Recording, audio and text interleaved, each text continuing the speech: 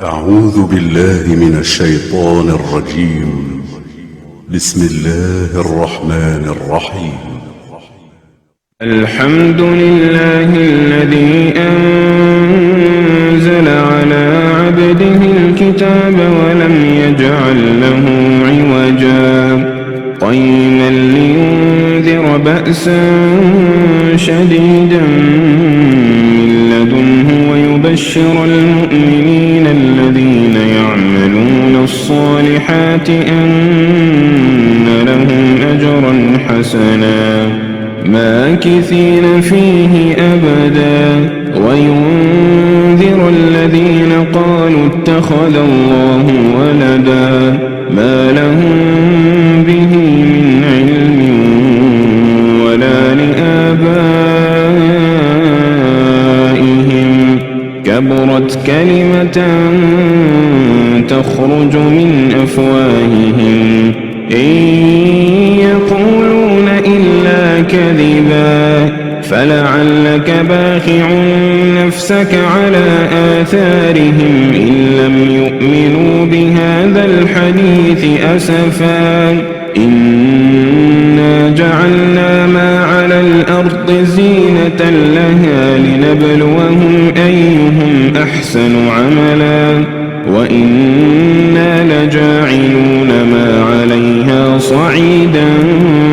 جرزا أم حسبت أن أصحاب الكهف والرقيم كانوا من آياتنا عجبا إذ أوى الفتية إلى الكهف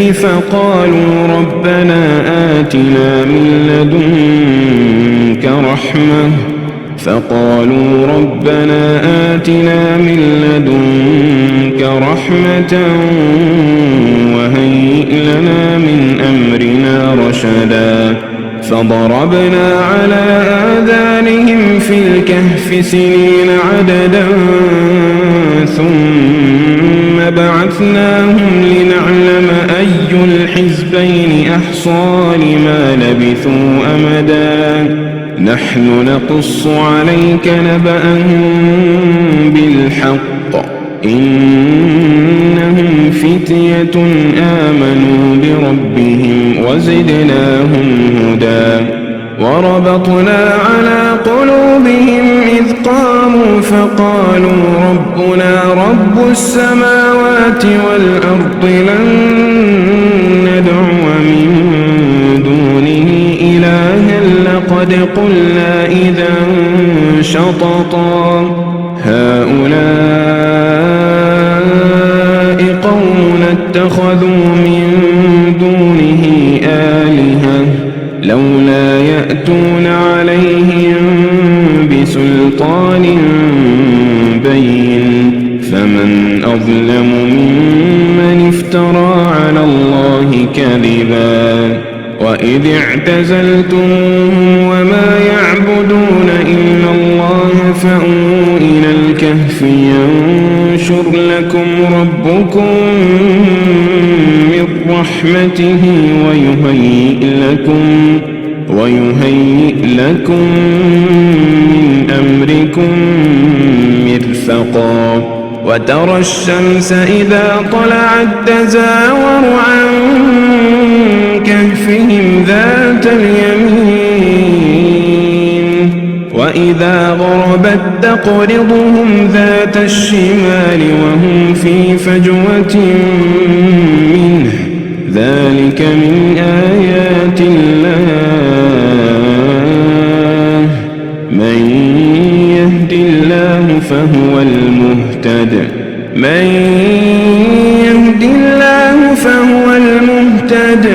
ومن يضلل فلن تجد له وليا مرشدا وتحسبهم أيقاظا وهم رقود ونقلبهم ذات اليمين وذات الشمال وكلبهم باسط ذراعيه بالوصيد لو اطلعت عليهم لوليت منهم فرارا ولملئت منهم رعبا وكذلك بعثناهم ليتساءلوا بينهم قال قائل منهم كم لبثتم قالوا لبثنا يوما أو بعض يوم قالوا ربكم أعلم بما لبثتم فابعثوا أحدكم بورقكم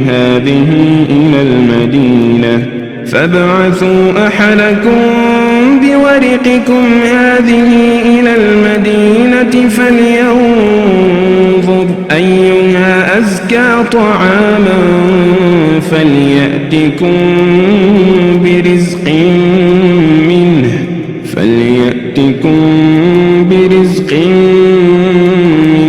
وليتلطف ولا يشعرن بكم أحدا إنهم إن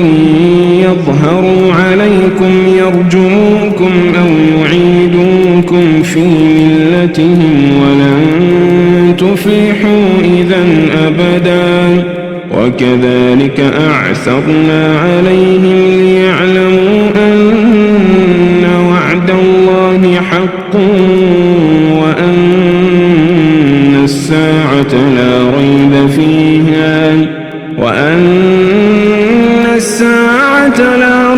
فيها إذ يتنازعون بينهم أمرهم فقالوا ابنوا عليهم بنيانا ربهم أعلم بهم قال الذين غلبوا على أمرهم لنتخذن عليهم مسجدا سيقولون ثلاثة رابعهم كلبهم ويقولون خمسة سادسهم كلبهم رجما بالغيب ويقولون سبعة وثامنهم كلبهم قل ربي أعلم بعدتهم ما يعلمهم إلا قليل فلا تمار فيهم إلا مراء ظاهرا ولا تستفت فيهم منهم أحدا ولا تقولن لشيء إني فاعل ذلك غدا إلا أن يشاء الله واذكر ربك إذا نسيت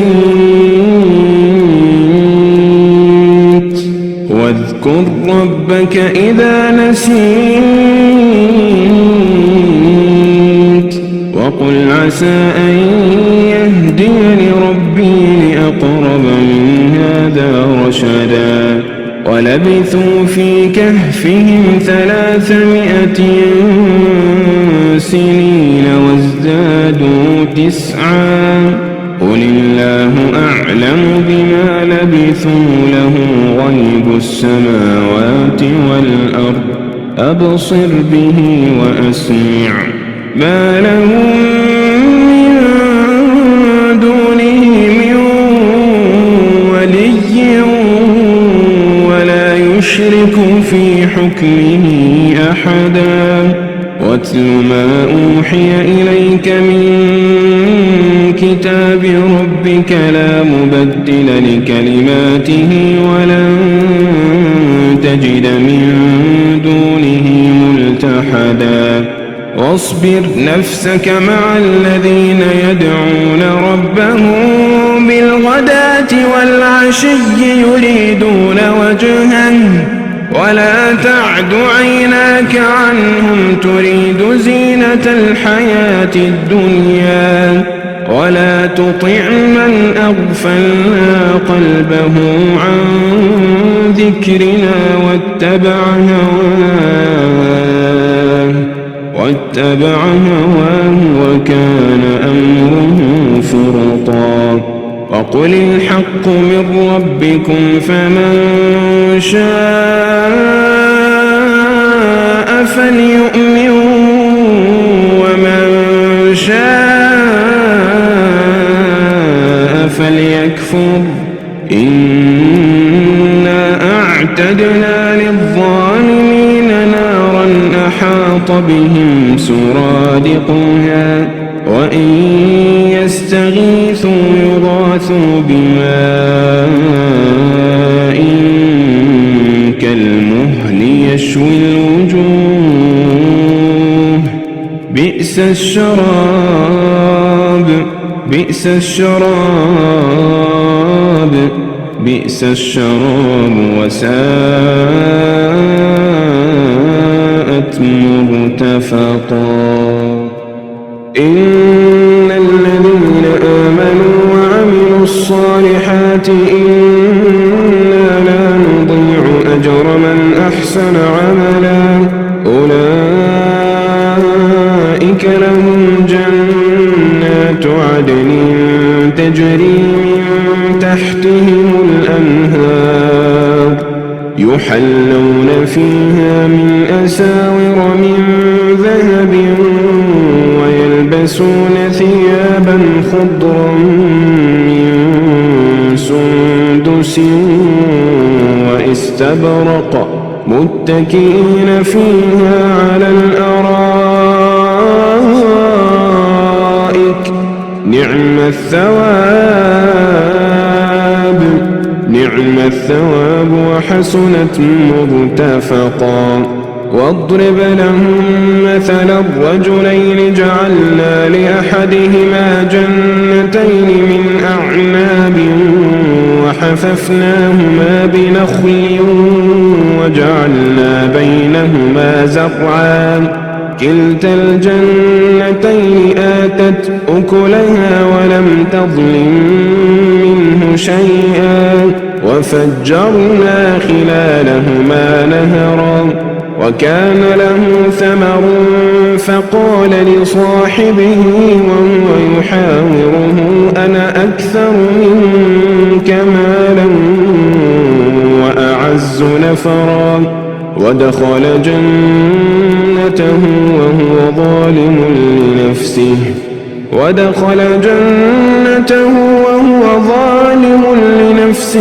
قال ما أظن أن تبيد هذه أبدا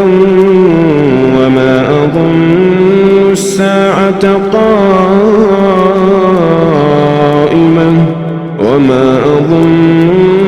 الساعة قائمة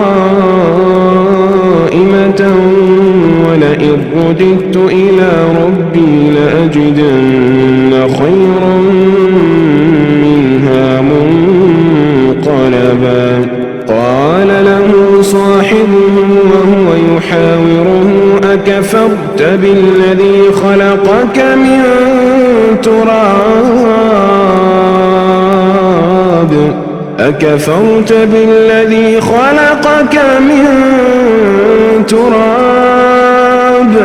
أكفرت بالذي خلقك من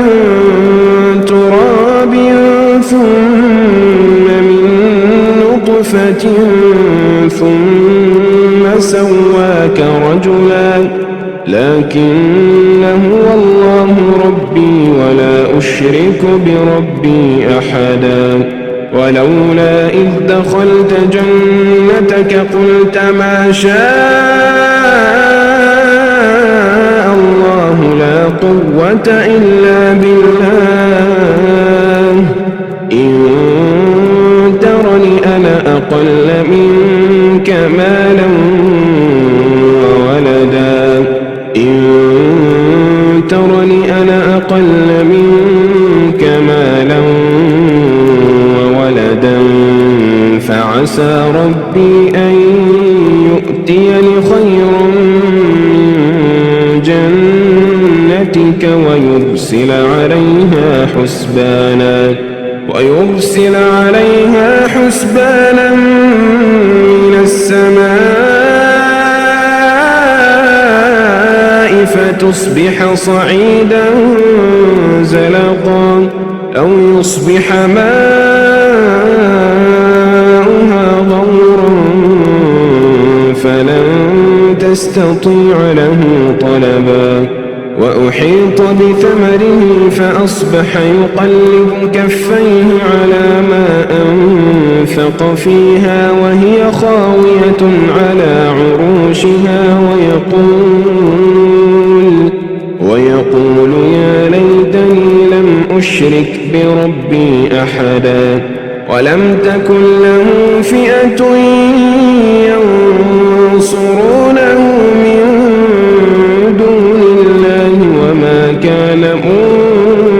منتصرا هنالك الولاية لله هنالك الولاية لله هنالك الولاية لله الحق هو خير ثوابا وخير عقبا واضرب لهم مثل الحياة الدنيا كماء إن أنزلناه من السماء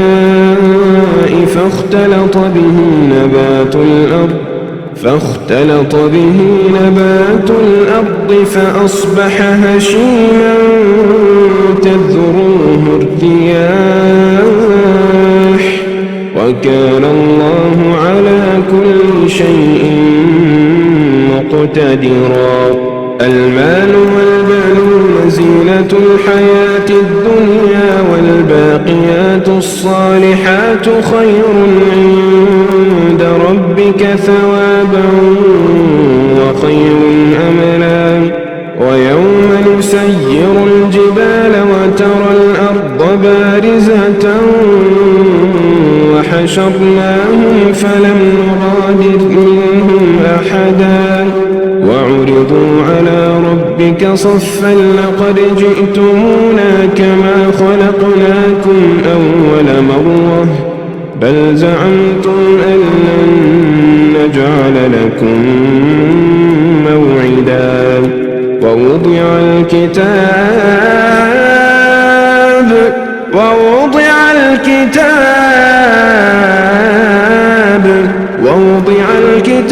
فترى المجرمين مشفقين مما فيه ويقولون يا ويلتنا ما لهذا الكتاب لا يغادر صغيرة ولا كبيرة إلا أحصاها ووجدوا ما عملوا حاضرا ولا يظلم ربك أحدا وإذ قلنا للملائكة اسجدوا لآدم فسجدوا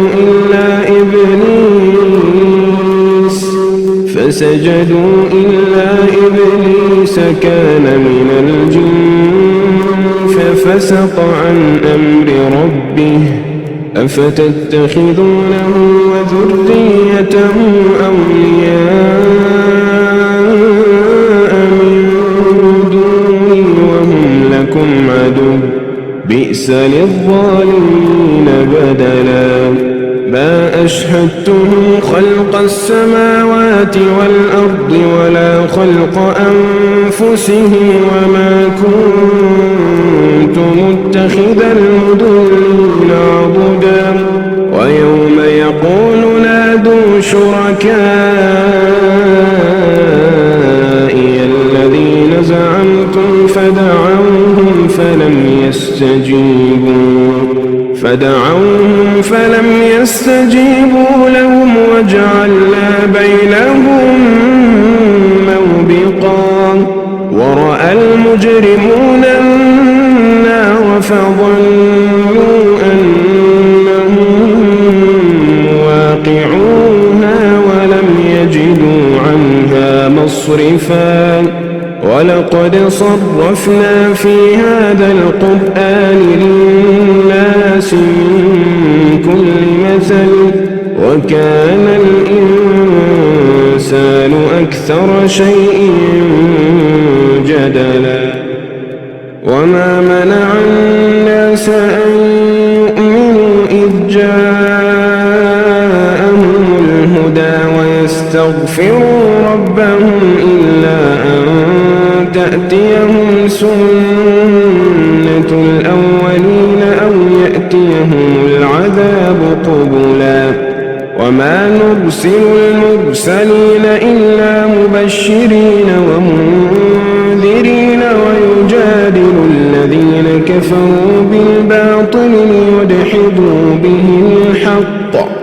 ويجادل الذين كفروا بالباطل ليدحضوا به الحق واتخذوا آياتي وما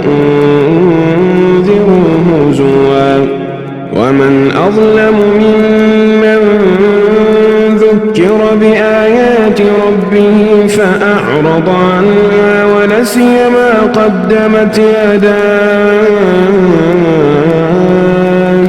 إنا جعلنا على قلوبهم أكنة أن يفقهوه وفي آذانهم وقرا وإن تدعهم إلى الهدى فلن يهتدوا إذن أبدا وربك الغفور ذو الرحمة لو يؤاخذهم بما كسبوا لعجل لهم العذاب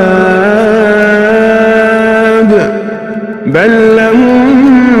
موعد لن يجدوا من دونه موئلا وتلك القرى أهلكناهم لما ظلموا وجعلنا لمهلكهم موعدا وإذ قال موسى لفتاه لا أبرح حتى أبلغ مجمع البحرين أو أمضي حقبا فلما بلغا مجمع بينهما نسيا حوتهما فاتخذ سبيله في البحر سربا فلما جاوزا قال لفتاه آتنا غداءنا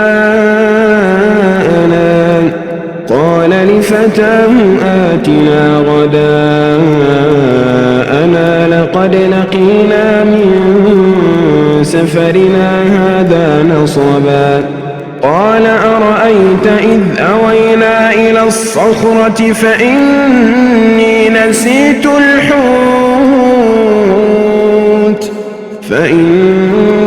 نسيت الحوت وما أنسانيه إلا الشيطان أن أذكره واتخذ سبيله في البحر عجبا قال ذلك ما كنا نبغ فارتدا على آثارهما قصصا فوجدا عبدا من عبادنا آتيناه رحمة من عندنا وعلمناه من لدنا علما قال له موسى هل أتبعك على أن تعلمني مما علمت رشدا قال إنك لن تستطيع معي صبرا وكيف تصبر على ما لم تحط به خبرا قال ستجدني إن شاء الله صابرا ولا أعصي لك أمرا قال فإن اتبعتني فلا تسألني عن شيء حتى أحدث لك منه ذكرا فانطلقا حتى إذا ركبا في السفينة خرقها قال أخرقتها لتغرق أهلها لقد جئت شيئا إمرا قال ألم أقل إنك لن تستطيع معي صبرا قال لا تؤاخذني بما نسيت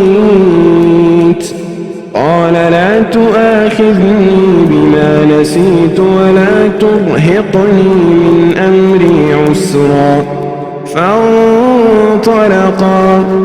حتى حتى إذا لقيا غلاما فقتله قال أقتلت نفسا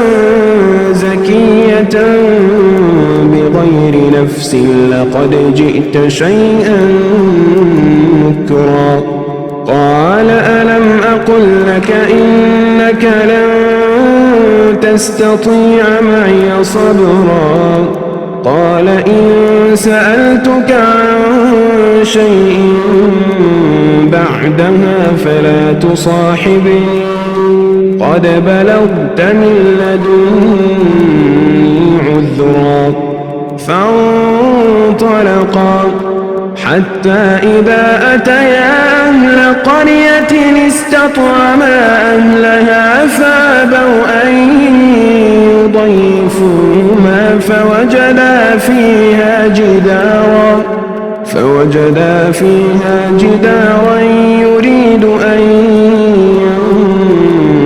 ينقض فأقامه قال لو شئت لاتخذت عليه أجرا قال هذا فراق بيني وبينك سأنبئك بتأويل ما لم تستطع عليه صبرا أما السفينة فكانت لمساكين يعملون في البحر فأردت أن أعيبها وكان وراءهم ملك يأخذ كل سفينة غصبا وأما الغلام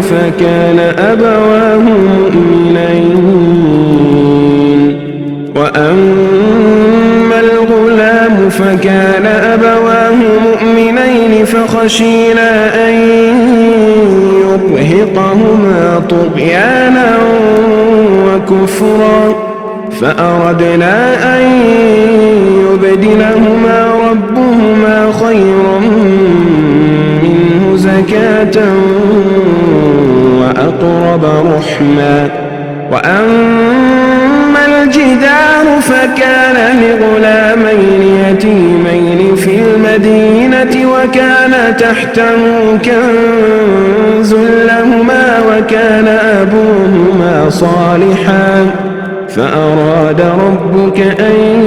يبلغا أشدهما ويستخرجا كنزهما رحمة من ربك وما فعلته عن أمري ذلك تأويل ما لم تستطع عليه صبرا ويسألونك عن ذي القرنين قل سأتلو عليكم منه ذكرا إنا مكنا له في الأرض وآتيناه من كل شيء سببا فأتبع سببا حتى إذا بلغ مغرب الشمس وجدها تغرب في عين حمئة ووجد عندها قوما قلنا يا ذا القرنين إما أن تعذب وإما أن تتخذ فيهم حسنا قال أما من ظلم فسوف نعذبه ثم يرد إلى ربه فيعذبه عذابا نكرا وأما من آمن وعمل صالحا فله جزاء الحسنى وسنقول له من أمرنا يسرا ثم أتبع سببا حتى إذا بلغ مطلع الشمس وجدها تطلع على قوم لم نجعل لهم من دونها سترا كذلك وقد أحطنا بما لديه خبرا ثم أتبع سببا حتى إذا بلغ بين السدين وجد من دونهما قوما لا يكادون يفقهون قولا قلنا يا ذا القرنين إن يأجوج ومأجوج مفسدون في الأرض فهل نجعل لك خرجا على أن تجعل بيننا وبينهم سدا قال ما مكنني فيه ربي خير فأعينوني بقوة أجعل بينكم وبينهم ردما آتوني زبر الحديد حتى إذا ساوى بين الصدفين قال انفخوا حتى إذا جعله نارا قال آتوني أفرغ عليه قطرا فما استطاعوا أن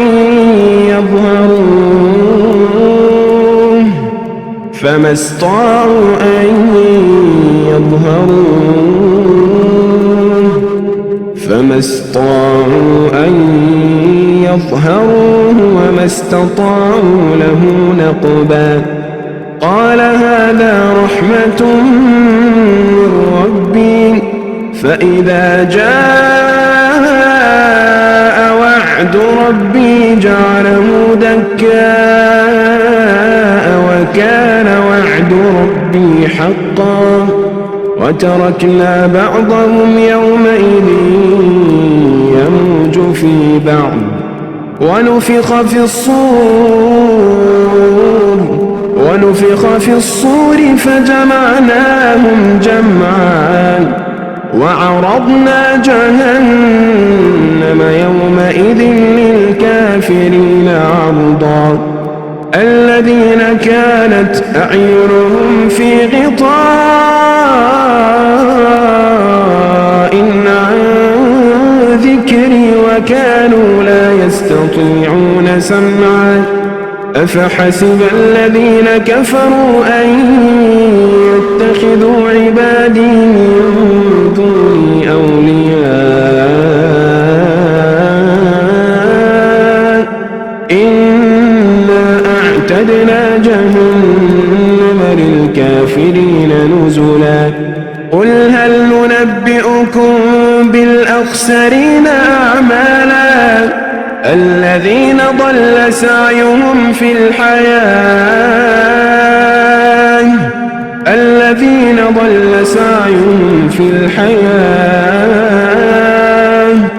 الذين ضل سعيهم في الحياة الدنيا وهم يحسبون أنهم يحسنون صنعا أولئك الذين كفروا بآيات ربهم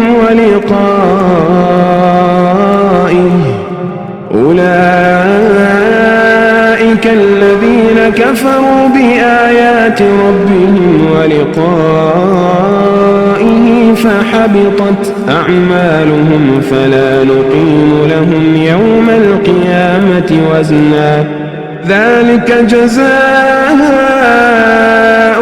جهنم بما كفروا واتخذوا آياتي ورسلي هزوا إن الذين آمنوا وعملوا الصالحات كانت لهم جنات الفردوس نزلا خالدين فيها لا يبغون عنها حولا قل لو كان البحر مدادا لكلمات ربي لنفد البحر قبل أن تنفد كلمات ربي ولو جئنا بمثله مددا قل إنما أنا بشر مثلكم يوحى إلي أنما إلهكم إله واحد فمن كان يرجو لقاء ربه فليعمل